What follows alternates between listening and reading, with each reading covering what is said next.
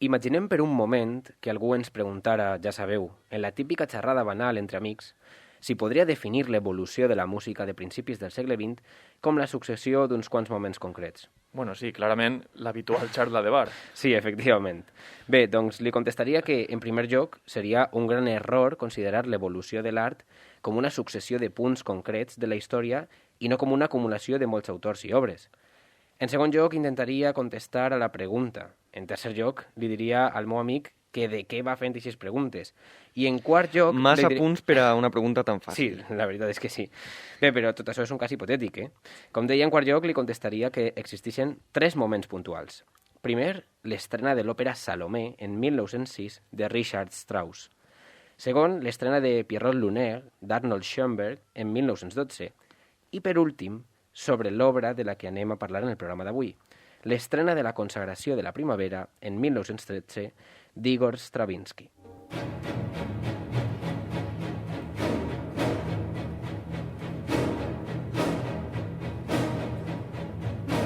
I ahí està la magistral consagració de la primavera, en versió, per cert, de l'Orquestra Filharmònica de Nova York en 1958, dirigida per Leonard Bernstein.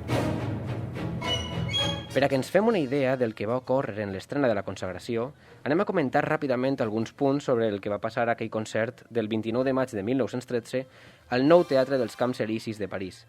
Allí estava congregada l'elit intel·lectual del moment. Sí, es coneix que Ravel i Debussy s'encontraven entre el públic. Correcte, de fet, estaven cadascú a un costat de l'auditori perquè en aquell moment no es dirigien la paraula. Altre compositor de talla internacional com Camille Saint-Saëns també estava present, però ell va abandonar la sala després del solo de fagot, als pocs segons de començar l'obra. Massa modernitat per a un senyor de l'acadèmia, no? Sí, efectivament. Com sabeu, els crits de protesta i indignació no van tardar en aparèixer. El públic estava dividit entre, per un costat, els apassionats modernistes que estaven gaudint la revolució stravinskiana i, per altre costat, els reaccionaris autors romàntics i postromàntics. De fet, el propi Stravinsky, en el llibre de les seues memòries i comentaris, ens deixa aquestes paraules. Durant la interpretació, el rebombori va continuar i vaig abandonar la sala fet una fúria. Mai més he tornat a estar tan enfadat. Sembla que després del descans de la primera part del concert, les coses se'n van anar de mare. Els crits van augmentar considerablement de to i inclús hi ha qui diu que es va pactar duels entre alguns partidaris de Stravinsky i un conservador. En qualsevol cas, aquell concert de 1913 va marcar una fita en la història de la música del segle XX. Nombrosos compositors acudiren a les representacions posteriors de la consagració de París i també les que es van succeir posteriorment en altres punts d'Europa, com en les ciutats de Londres o Roma. El dia de l'estrena, a més de Ravel, Debussy o Saint-Saëns, també estaven presents 2 de les figures compositives italianes més notables de principis del segle XX. Ens referim a Alfredo Casella i Gianfrancesco Malipiero, tots 2 membres de la coneguda com generació dels 80. Tant el jove Casella, que en aquell moment tenia 30 anys, com Malipiero, amb 31, van quedar bocabadats amb la brutal energia de la consagració, cautivats per la brillant orquestració i atrets pels seus ritmes dionisíacs. Els 2 italians es van mostrar eufòrics i, la veritat, van tornar a Itàlia replantejant-se moltes coses de la vida.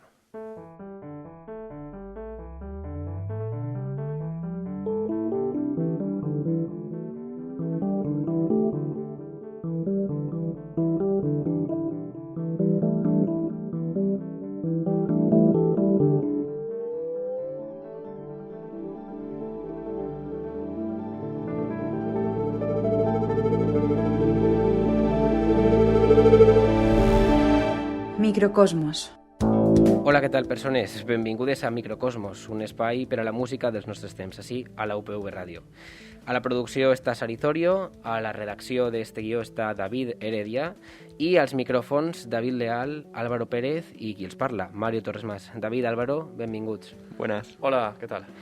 Bé, increïble esta anècdota de Stravinsky de l'estrena. Vos recordem que podeu escoltar altres anècdotes, altres històries a la resta dels programes de Microcosmos, al nostre canal de YouTube, al nostre canal de iVox, on estan els programes sencers, també a les nostres xarxes socials, Instagram, Twitter i Facebook, @microcosmos047, i a la carta en radio.upv.es, a l'aplicació UPV Comunica, que és gratis, se la podeu descarregar als smartphones, i si ens escolteu des de València Capital, a la 102.5 de la FM. Bé, les històries i anècdotes que giren al voltant de l'estrena de la consagració són apassionants. Està clar que es va marcar un abans i un després, una de les estrenes més importants de la història de la música. Així és, i més si ens posem en la pell d'una persona de l'any 1913, perquè per aquell moment esta obra va suposar un impacte difícil d'imaginar, tenint en compte que, clar, nosaltres estem acostumbrats a tot, però en aquella època això va suposar tot un impacte, no? Sí, la veritat és que seria difícil d'imaginar com a mínim. Però bé, anem ara a l'assumpte del programa. El 6 d'abril d'este any, 2021, ha sigut l'aniversari de la mort del nostre benvolgut Stravinsky. Així que a Microcosmos volem fer-li un xicotet homenatge parlant un poc sobre la influència que va exercir la consagració en les obres immediatament posteriors a la seva estrena. Per això vos portem alguns fragments orquestrals, alguns amb similituds evidents i altres un poquet més subtils. Comencem escoltant un fragment de l'evocació dels ancestres de la pròpia consagració de Stravinsky.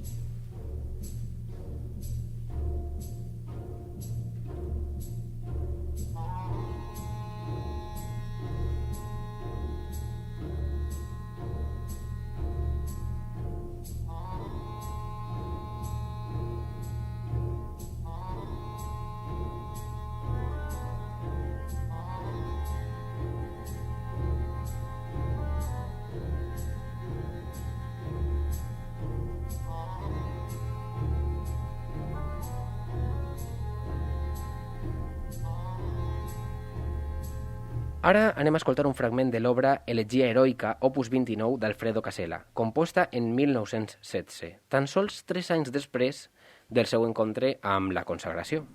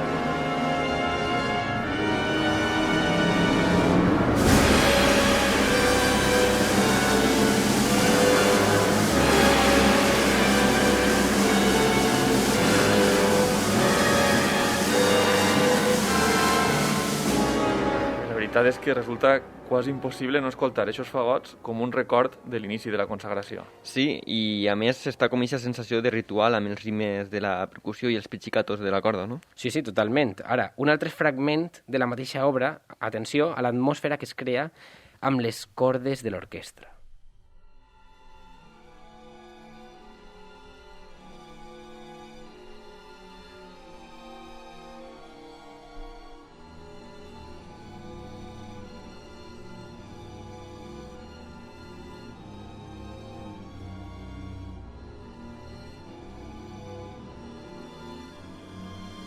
I ara, i encara que les comparacions són odioses, un fragment de la consagració, concretament la introducció de la segona part de l'obra.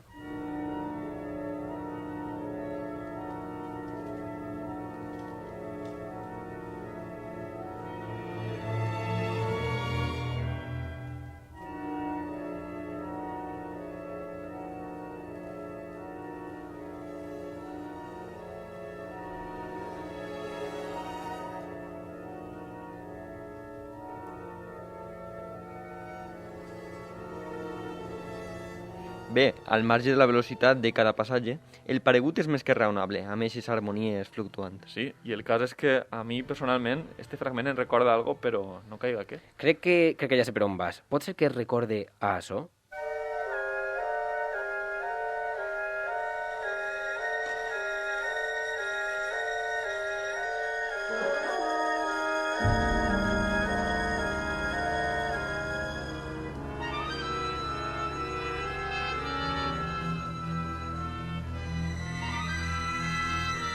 Jo jo no sabria si utilitzar la paraula paregut com a definició d'esta comparació. Veritat, acabem d'escoltar l'inici d'un dels temes de la saga Star Wars de John Williams.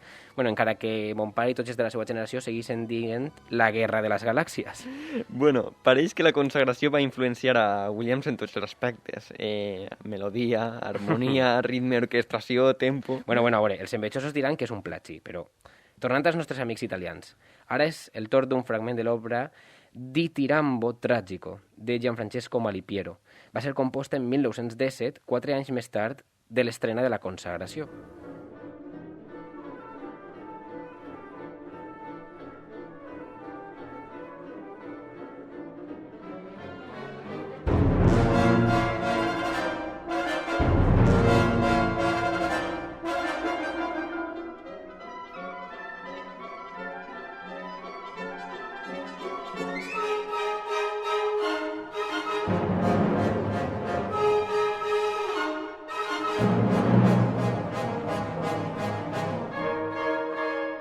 Ens quedem amb aquesta sensació de fortes interrupcions dels instruments de vent metall, inesperades i sorpressives.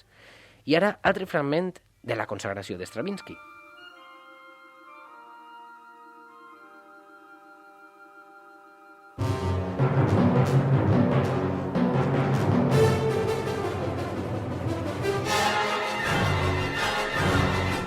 Uau, la veritat és que sí que té tota aquesta energia tan stravinskiana de la consagració, no?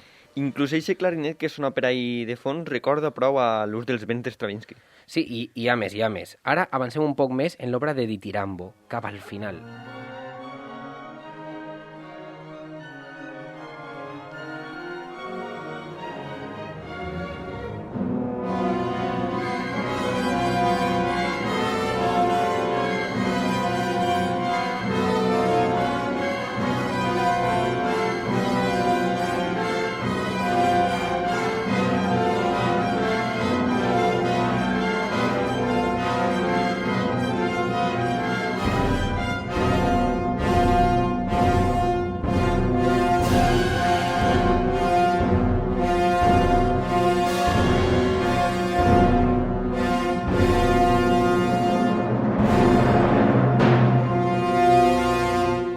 nou aquesta obra de ritual. Sí, veritat, efectivament, i no és d'estranyar.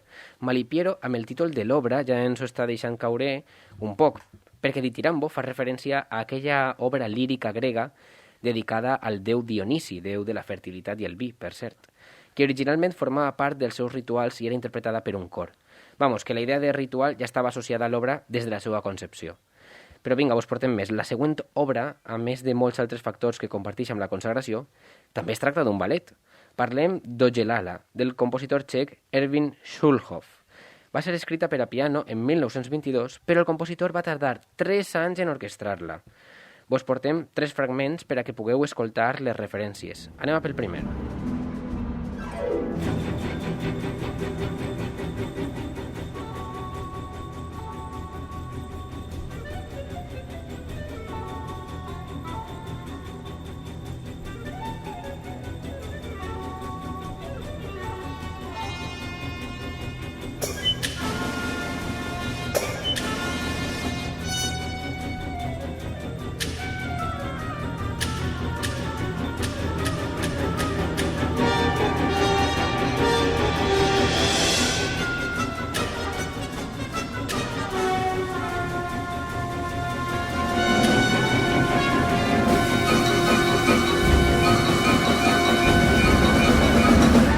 Bé, ja escoltant els primers segons, amb aquest acord que colpeja la corda, ja sembla que van entrar les trompes fent els famosos poliacords de la consagració.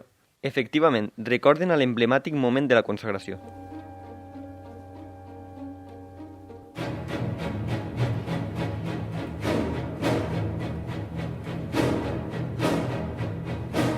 Ahí està. Ara anem a escoltar altre fragment de l'obra de Schulhoff.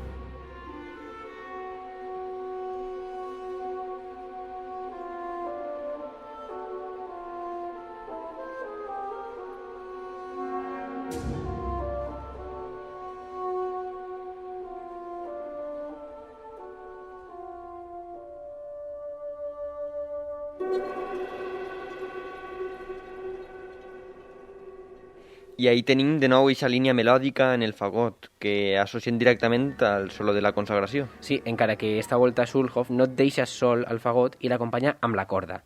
I ara un últim fragment d'esta obra de Ojelala.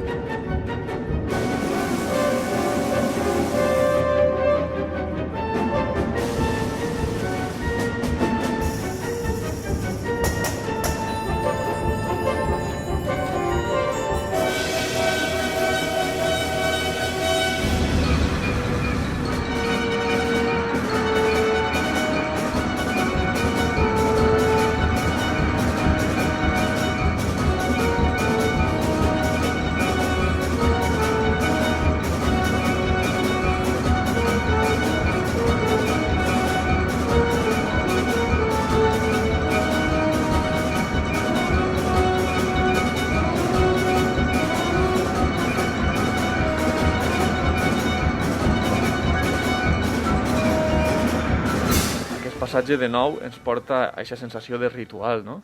Totalment, amb aquesta sensació de repetir i repetir les mateixes idees musicals.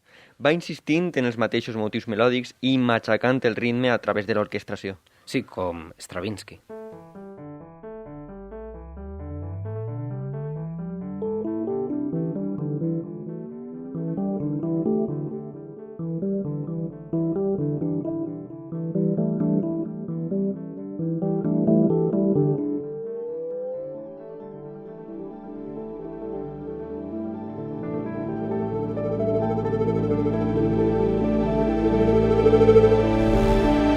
Microcosmos. Bé, jo crec que podem concloure que la consagració va ser una obra influent, no? Pareix que sí. La veritat és que és una bona manera de valorar la transcendència d'una obra, no? Observar que en la música posterior es donen similituds que inspira altres compositors. Sí, això i a més que dona que parlar, perquè la famosíssima anècdota de l'estrena ens demostra que allò que un dia causa un escàndol, anys després és una obra de referència que ningú posa en dubte. Bé, doncs, així queda este xicotet homenatge que hem volgut fer a Stravinsky pel 50 aniversari de la seva mort des de Microcosmos. Ens acomiadem fins el pròxim programa i vos recordem que ens podeu seguir a les xarxes socials on trobareu més informació i actualitat a Instagram, Twitter, Facebook, @microcosmos047. I els programes complets en YouTube i en iVox, al nostre canal Microcosmos, i per descomptat a radio.upv.es, si ens escolteu des de València a la 102.5 de la FM i també a l'aplicació UPV Comunica. Fins així el programa d'avui. A la producció està, com ja sabeu, Sari Zorio, a la redacció del guió David Heredia i a la coordinació els que parlen a estos micros. David Leal, Álvaro Pérez, moltes gràcies per acompanyar-nos. Moltes gràcies, que vaya bé. Fins la pròxima. I a vosaltres, gràcies per estar i seguir-nos amb entusiasme. Ja sabeu que la música està ahí, només hem de parar-nos i escoltar-la. Una salutació de qui els parla, Mario Torres Mas, i fins pronte. Salut i bona música. Adeu.